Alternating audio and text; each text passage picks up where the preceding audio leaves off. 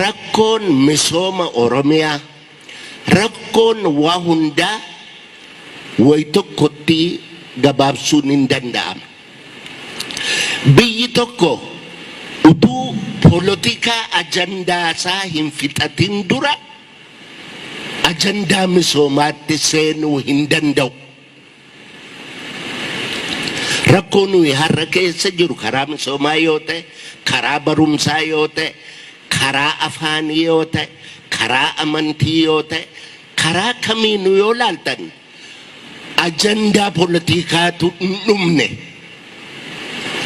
akka dhumuuyyuu hin barbaadan. Walgeessee walitti haa odeessituudhaaf yoo ta'e malee odeessitee galti malee murteen galtu.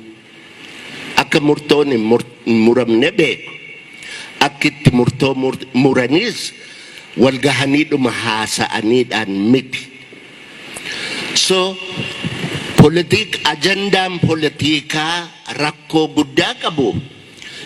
Yeroo wanni Oromoo afaanni Oromoo ka'u afaan Amaaraatu rifata. Afaan Amaaraa rifatu kun immoo afaan Itoophiyaati jedhameera.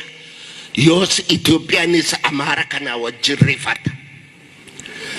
Yogaa Amaarriiniif Itoophiyaan rifatanii Oromoon immoo oneeg ta'eeti ashabbaarii ta'eeti maraataadha itti duulaa jedhe. Akka kanattiin eessayyuu ga'uu hin dandeenye. Ajandaan poolitikaa rakkoon Itoophiyaadhaaf Oromoo gidduu jiru kun hiikamuu qaba.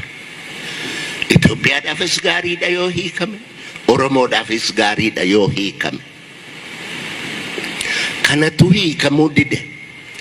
Oromoon rakkoo guddaan inni qabu Itoophiyaadha. Itoophiyaan rakkoo guddaan isheen qabdu Oromoodha.